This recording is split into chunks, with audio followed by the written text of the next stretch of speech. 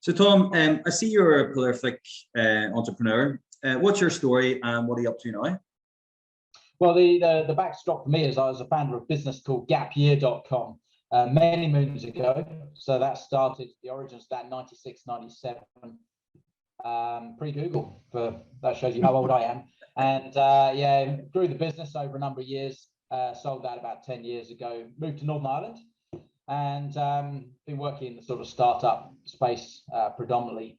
And then, yeah, a few years ago, my son's life was changed by what are called night lenses, which are contact lenses you put in at night. It means he's short-sighted. He wakes up in the morning, takes the lenses out. He doesn't need glasses or contact lenses during the day. It was absolutely, couldn't believe these things existed. So literally the story is I joined the company. And so I'm now an evangelist for night lenses. And it's a market we're trying to grow globally. Cool. And who is your customer and how are you growing sales at the minute? So the customer are opticians. So we're a manufacturer. So we manufacture these lenses. So we have a network of opticians around the UK. And basically what we're doing at the moment is growing this marketing concept of night lenses and essentially giving them marketing support, digital media, that kind of stuff. And so if they can go out and promote the product better, then obviously they sell them and we sell them lenses, and that's how we grow. It's win-win. And so what's the big plan from that then? Well, funny enough, it's I'm a bit of a one-trick pony, I guess. With gapyear.com, when we first started way back,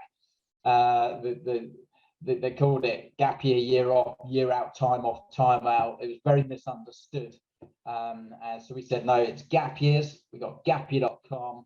We put stuff out to the media and made it cool and relevant, and grew a huge market well over a decade. So with night lenses, the reason these lenses haven't grown, and you'll have people out there watching this be saying, I've never heard of these things, right? And I'm short-sighted, this could change my life, is because they don't know, they think they've never heard of them. They've been around for 20 years, but they're called ortho-K lenses, orthokeratology. But the problem is people don't understand that. So we've just said, no, it's called night lenses. We've got nightlenses.com, so doing exactly what I did with gapyear.com. Sure. And the concept is we're growing in the UK, we're proving the model, and the idea is to take the concept globally. And we think there's a new $1 billion market out there. So essentially anybody who's short-sighted, who has contact lenses in during the day, if you wear these, you don't need contact lenses during the day, but you have perfect sight. Or if you have glasses and you want to have maybe laser eye surgery, but you're a bit nervous about it, you can have night lenses and not have laser eye surgery. So that's where the growth is. It's an incredible innovation, and that's where we're heading. Sounds amazing. And look, I think you touched on it there, but what in your opinion is the secret to enter a new market, trying new things? Well, it's just trying new things. I think is you've got to have a gut feel. For me, it's always been a passion and a belief, right? So, you know, we saw the opportunity with gap years. I did something. I took a gap year. I believed in it, and generally, you find the problem and you identify the solution. So if you've got a passion, you find a problem, you've got a solution, and then you're just gonna, you know, you're happy to try. Then that's where it is. So for me, it's about entering your role. You've got to come in and you've got to believe in yourself and back yourself. Sure. And embrace failure. I mean, that's the big thing. It's coming in and embrace failure. Be happy to fail. Yeah, and Michael Jordan, the more I fail, the more I succeed, I think he said, didn't he? Absolutely. And there's another famous one with this guy called Wayne Gretzky. Wayne Gretzky is one of the greatest ice hockey players ever, right? And they said to him, you know, he scored more goals than anyone else. Or whatever. And they said, you know, how come you scored so many goals? What's the secret to your success? He said, well, everyone else skates the puck. I skate to where the puck's going to be. And I think, again, in business, looking at gap years, we recognize where the puck was going. Sure. It was going to the thing called gap year. We went there. With this one, you know, the world talks about this ortho-K lens, and we're like, no, it's going towards night lenses. And I think so it's about going to where you think the puck's going to go to. And I think in optical, the optical industry, there's a lot of sustainability stuff at the moment. So in terms of glasses, There's new glasses out there made of marine plastics and hems and things. When as soon as youngsters see that, they don't want any of the other stuff, Sure. right? And in contact lenses, if you look at the UK alone, over 7 billion lenses over the past 10 years have gone in down sinks and toilets straight into the water system, right? Yeah. So there's a move away from sort of day lenses. So in terms of where the puck's going, like Wayne Gretzky said with his scoring goals in ice hockey, that's the space to be in. That's where we're trying to be ourselves. Yeah, it's a brilliant analogy, that. So Tom, you're a Sunday Times top 100 entrepreneur disruptor, and you've talked of disrupting the contact lens space. What does disruption mean, as opposed to innovation, and why should businesses try to disrupt and innovate? Yeah, that's a good question. We've asked it quite a lot about innovation versus disruption. Everyone, it's very cool to be a disruptor, nowadays, and we'll disrupt. I think that look, as I would understand it, and if you look at what Uber have done in the taxi space, Sure. That is a clear disruption. So, pre-Uber, you would ring up a taxi firm, you're trying to get home, and they go, yes, there's a firm in between, and they'll say, yes, it's coming in an hour or 2 hours or what have you. So if you look at the taxi firms, innovations, I guess, are things like bringing apps, things that make it better. Uber said, no, we'll turn the whole thing upside down. We're going to enable anybody with a car to become a taxi driver. Well, more importantly, it all exists by the fact that driver wants the best review and recommendation from you. Yeah. They're going to work really hard for that, and they've disrupted it. So that's a good example. Airbnb is another example of where they've disrupted it. So, and I think in terms of businesses, to answer your question about innovation versus disruption, I think innovation is looking and saying, how can we do things better, and hopefully more profitable? So that where are the obvious innovations? Disruption is more difficult, because disruption, you're literally turning the thing on its head. And I can tell you, it's not a fun space to be in, because generally my world is I walk into people and say, we've got a brand new idea, and they look at you and say, really? And you have to say, yeah, this is what we're going to do. Most people look at you like you're nuts, and it either works or it doesn't, right? Yeah. And you're either featured as a hero down the road, or otherwise like we told you it wouldn't work. So yeah, so innovation is where businesses need to be. Disruption only some passion, I guess. It's not for the faint-hearted then. It's not. Well, it's interesting, because quite often my life has been spent in front of PowerPoint presentations and flip charts where I'm showing someone a whole new concept, right? And we come up with some really interesting ones recently, and they sound very exciting, but it's about the execution. In fact, that's probably a better answer to it. It's easy to innovate and disrupt within reason, come up with a great idea, but it's execution. Sure. So look, Airbnb wasn't the first, Uber wasn't the first. No, we were just the best executed. The best. Yeah, no, that makes sense. And quite an exciting place to be in. Yeah, it is. I mean, a lot of my world, I guess, is always looking for sort of the new ideas and things. So over lockdown was really interesting, because there were loads and loads of problems, right? So we're both in Northern Ireland, so there was a community project we set up called the Dundonald Art Corridor, right, which is perfect for lockdown. And we came up with this concept, my son, funny enough, where we did an augmented reality thing where you could actually see the street art being painted, and then you could push on a button and then buy the street art. And you thought, well, this is cool. What if this was a global thing? What if you could go to literally any graffiti art anywhere, identify, even see the thing being painted, and then buy that thing, right? Doesn't exist. So you think, that's quite a cool idea. So you're basically creating a platform for it, you think. So that's quite cool. Another one I did is during lockdown, I was working with a fisherman in Northern Ireland, and we realized that the boats came in, but a lot of the fishermen wanted to go out and catch fish and sell. Sure. So we needed to find a way to bring the fish to market through the fishermen. Then we thought this idea, what if you could actually sell all your catch on the way in? Yeah. Catch it and actually have proper fish. So we did that, created it, and actually used Facebook thing. And then took a stage further, go, what if, whilst that fish is on the boat on the way in, what if a restaurant could actually sell a dish made from the fish still on the boat on its way in. And we did it with Fish City in Belfast. John Lavery there, he did it, right? And we actually physically sold a dish for a fish sat on the boat. So look, I love it. I love it. Yeah. You nuts ideas. But you know, it's hard to execute a lot of stuff. So fun, space. Well, look, what's been your biggest learning since you've been a business owner? I guess, look, embracing failure. Yeah. Simple as that, right? I set out to fail. It's you see it a lot. People talk about this, and it's very easy to say, "Oh, set out to fail," right? Yeah. But actually, it's what I do. So you know, I mean, what I'm working on this morning, I'm actually creating a business case document for opticians for this night lenses, because we realised that if they're going to invest in, they have to basically have a topographer that costs between £13,000 and £15,000. So you basically got to give someone comfort to buy that. So we've been creating a document, and we just throw the stuff in there and then look at it. And we got a collaboration, a bunch of people saying that works, that doesn't work, and improve. So we're on version 11, I think, at the moment. We've had it for a couple of days, right? Yeah. And so I think that's the thing I learned, is that just always keep going and just keep refining and testing. And if you fail, that's great, because you know how it's not to work.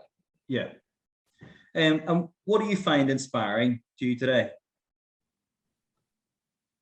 What I find inspiring, do you know what? Young people and their ideas. Yeah.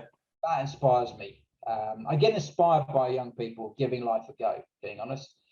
I think we got a lot of problems coming to this world, right? You know, you might have noticed there's some big stuff coming for the next generation. Yeah. And I think most of us, and you know, the older generations, it's not going to affect us. And you get a lot of youngsters. I've got 3 boys, right? And they're either going to be people who just jump on the train and follow the train, right? And just sort of sit on the train and expect things to happen. Or they're going to be part of the solution. And so when I see young people giving it a go, I think that's great. I think the biggest problem is we don't support them enough. It's very easy to put young people down and go, well, you know, you've got these fancy ideas, but we need these ideas, right? Yeah. And I think here in Northern Ireland, look, we're in Northern Ireland, so what we need to do is we need to get a pipeline between businesses and these youngsters, right? Yeah. This is the future for Northern Ireland. Our business is based in Scotland, exactly the same in Wales, right? We need, essentially, you know, we have to get these young people into these, their ideas into these businesses to future-proof, right? Yeah. I mentioned earlier about the sustainability issue in opticals. Yeah. When you look at the youngsters, the 20 to 25-year-olds, who are the first-time buyers of glasses and contact lenses, right? Their mindset is so different. There's a massive chasm between the 50 plus. They literally do not want glasses not made from marine plastic and hemp, right? Yeah. They're not going to have daily lenses with all the plastic, right? So the optical industry has to adapt, full stop, because that's the future customer. But most of us, I'm heading towards 50 pretty quick, right? So the fact is, do I understand these guys? I'd like to think so, being a dad, but I don't, right? So we have to, every industry has to engage. And so that's how I find inspiring. Okay. And we touched a bit on, we've talked a bit about your journey, but is where you are now, is that what you always wanted to do when you were growing up? No, I didn't have a clue. I think in the early days, I wanted to be a stuntman. I think I still don't know what I want to do in life. And I think some of the most interesting people I know in life are people who have no idea what they want to do. Look, my boring side is I'm an economist. If that's a boring thing, that's what I studied. You know, I didn't have a clue what I wanted to do, but what I did is I followed the path, I followed my nose, and sort of ended up here. So, they say you do anything for 10,000 hours and become an expert. Yeah. Okay. So there's certain things that I'm quite good at. So I'm good at high impact things, high impact marketing. I've had viral things for my name. Here in Northern Ireland, we had this amazing campaign that we developed literally a £5,000 budget in the art space. We got over 30 million social impressions with a campaign for #LoveTo, right? Yeah. So, if you think my path of being from gap years of travel and things, and I'm now sort of doing these, there's no path. No. But what I do is I love what I do. Sure. I'm very happy with who I am. I don't tick boxes. I don't fit many categories, but hey, it's cool. I do what I do, and life's pretty cool, Yeah, I mean, the important thing, and it's coming across here, is there's a passion there, and if you've got a passion for it, it's going to work, isn't it? Yeah, my thing is, I've always wanted to do things that kind of change the world or change people. Yeah. Genuinely, I've never gone down the route of doing things I don't believe in or that I don't believe is good for the world. And you're saying about inspiring things. I find people inspiring, and I've got involved with a few projects with people who I believe in. Sure. And I think that's a lesson for us, in terms of business. We certainly, with Scotland's, we're really growing our brand and what we're doing around businesses we believe in and people we believe in. That's important. We believe we have a fantastic staff, a fantastic team. We believe in them. So I think that's the thing. I followed my passion and followed the beliefs, basically. And I think it's interesting as well. Like we say in Action Coach, if your goal or your vision doesn't scare you, it's not big enough. But you seem to have a good grasp on that, and it's working well for you. It's an interesting one. I hear this quite a lot of people say, do things terrify me? The answer is, if I thought about it, I wouldn't do half the stuff I'm doing. Because you sit there and part of an entrepreneur, they always say about entrepreneurs, right, is how you spot an entrepreneur is at a swimming pool where it says, don't dive, and they take a few steps back and take a running run up, right? So we are, I guess, entrepreneurs, disruptors, innovators. They're the rule breakers in a way, yeah. Right? And the thing is, if there's a lot of people in my space, and if you go to it, and you've got this concept and think about it too much, you won't go through with it because you just think it won't work. But if you believe in it, or you believe it's roughly going to work, it's the old adage: I'm going to shoot for the moons, I'm going to hit the stars, right? Yeah. And actually, I'm happy to hit the stars because I'm not on planet Earth anymore, right? So but I think that if it doesn't terrify you, that's true. But I think quite often, a lot of people in my space, you just have to not think about it too much. And this embracing failure thing, right? Yeah. That's fine if you're in a world where people are happy for you to embrace failure, where you're saying to people, I don't think this works. And they're like, why is this guy saying it doesn't work? You go, well, let's figure out how to make it work. But if you're in an environment where you say, I don't think it works, and then people then hit you over the head with it, that doesn't work. So, but I mean, I just say to people, you just got to give life a go, right? It's as simple as that. You've got to find the adventure and have a bit of fun along the way. Yeah. So what have been the biggest issues you've had to overcome? Biggest issues, well, kind of the thing off the back of failure, I guess, is actually, I mean, it's probably execution is the thing. So there've been some brilliant ideas. So I've got a few which are still sitting out there, which disruptive ideas that we came up with this concept a while ago to make estate agents redundant, but terrify estate agents out there, right? But it's this concept thing called Move Buddy, and it completely disrupted estate agency, right? Sure. That's one area which is just left. The concept of it was great, but it's the execution of it. Yeah. You've basically got to have the right partner sort of do that. I mentioned things like the street art thing earlier, right? Yeah. That's a great idea. It's not for me right now. Anyone can take it. I've got it on. If you want it, I've got it. You can have it, right? Yeah. So you can come up with loads of ideas, but it's the execution. Find the right partners and the right vehicle at the right time, probably as well. And the right time, yeah. So who has been the best coach you've ever had, and why? The best coach. In my early days, there was a guy called Dick Porter. Dick was the founder of STA Travel. So we were these. Myself and my business partner Peter, right? We were the guys who from Gappy.com. We were the outsiders, the rebels, the guys who broke all the rules, right? And Dick was like an original, innovator in the travel space. So SGA Travel in their day, sadly they've gone bust now with lockdown, but they were the world's biggest student travel business, right? Yeah. And Dick was just the coolest guy, I just thought, and he was a level head. Yeah. But he had that experience, and he gave me time, and he liked what I was about. He told me straight, right? He really told me straight. Like literally, we'd overset the mark, which we did all the time. He just told me straight. And then I developed a thing where I thought, sometimes I think I didn't know what to do with something. I say, I wonder what Dick Porter would do. It's quite a cool thing.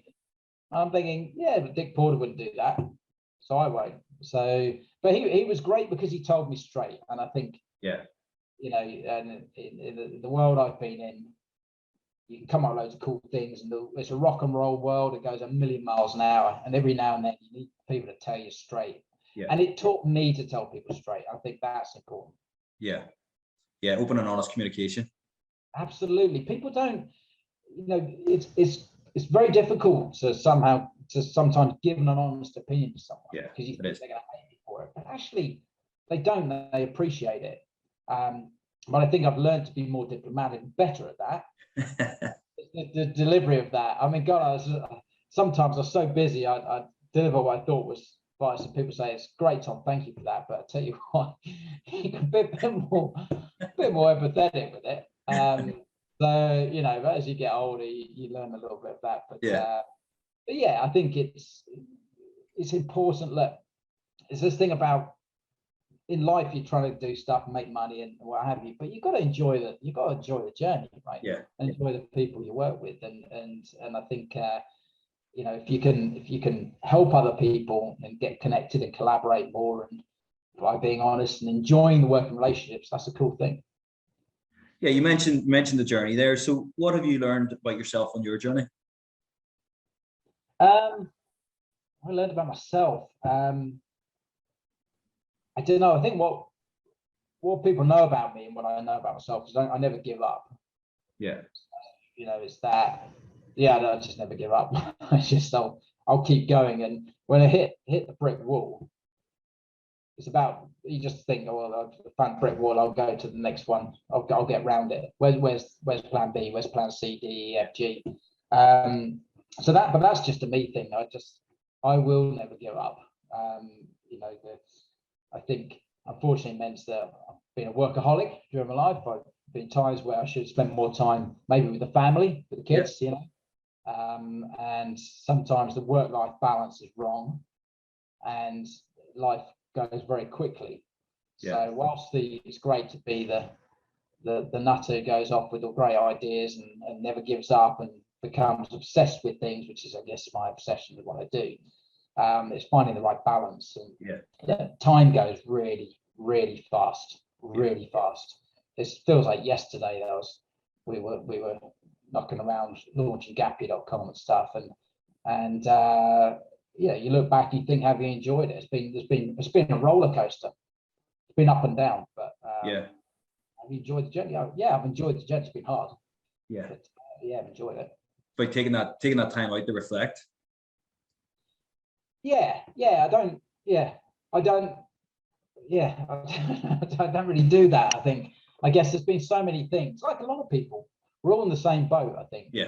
Whether your achievements are massive things, or there's small things, big things within a day, which are quite small to everything, but actually big to you. I think you're right, actually, in what you said there. Sometimes it's the analogy of climbing the mountain, right? There's no point in getting to the top if you haven't enjoyed the journey.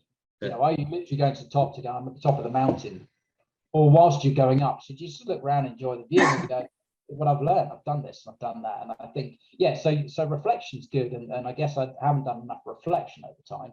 It's, for me, it's in the world I operate in, it's just one thing to another, to another, to another. And look, I have a vast amount of energy. What you see is what you get. My poor old wife has to deal with me like this. I just don't switch off, and when I'm not working, I'm doing mad things around the house and stuff like that. So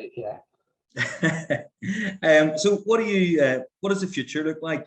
What do you see as the main challenges moving forwards? Oh, the future's about night lenses. Absolutely. I mean, Silly question. no, but yes, it is I'm obsessed, right? I'm an obsessive. So, the job at the moment is to get the world talking about night lenses. The reality is there's this amazing lens. You literally sleep in the lens. It corrects your eyeball overnight, right? By a process called orthokeratology. You take it off, and if you're short-sighted, you literally can't see anything. Like my son, you have perfect sight. Yeah. So my son is 17. He has minus 4.5, which means that if he didn't have it in his eye, he wouldn't be able to. He can only just see the top letter of the chart, right? Right. Okay. Eye, right. He's up at Port Rush and north coast of Northern Ireland surfing massive waves, right? And he can just do it. He has normal sight. Yeah. So I see this in my son.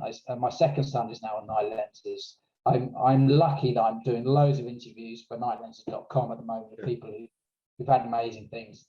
And I see this, and I just think I just want the world to know about them. Yeah. And it's addictive in a way. So success is, I'm on a thing until the world knows about these things. I'm not done. Done.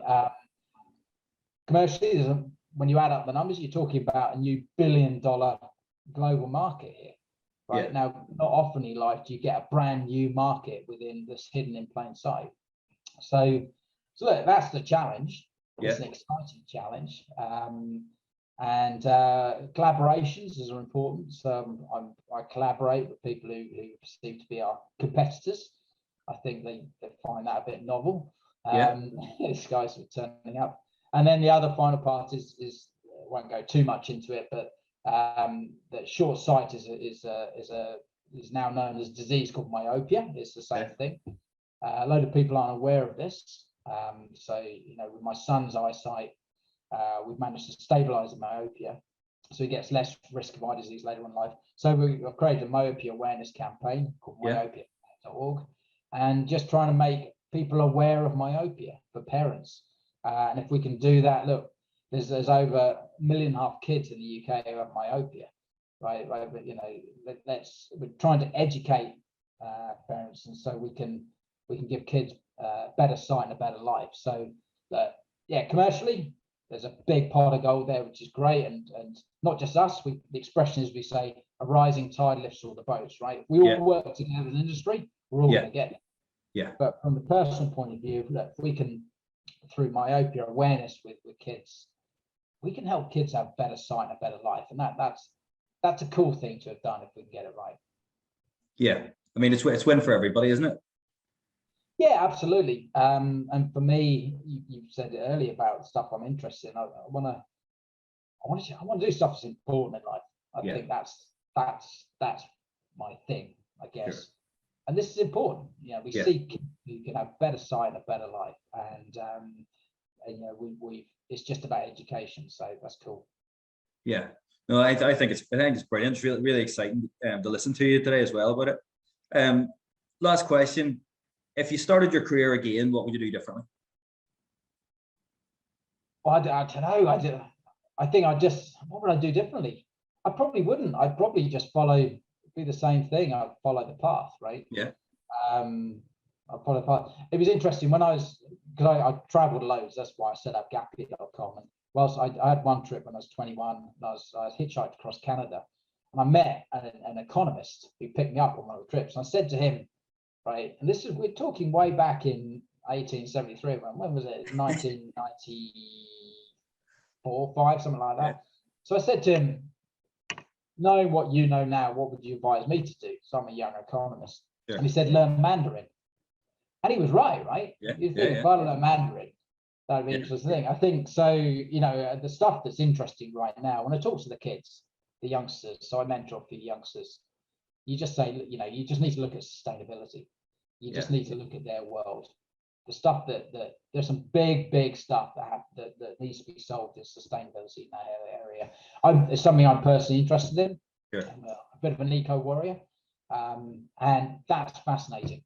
That's fascinating. So I probably, if I was 18, I'd probably be heading that way. But look, I didn't have a clue, and I was backpacking, I was traveling, so I just follow whatever path I was on at the time. Did you learn Mandarin? No, I didn't. Yeah, oh, maybe that's the advice. There's a lesson there, is there? Maybe that's what I would do differently. When I got really good advice, I'd listen to it. There you go. There you go. Listen, that was brilliant, Tom. Really appreciate that. Thank you. Thank you.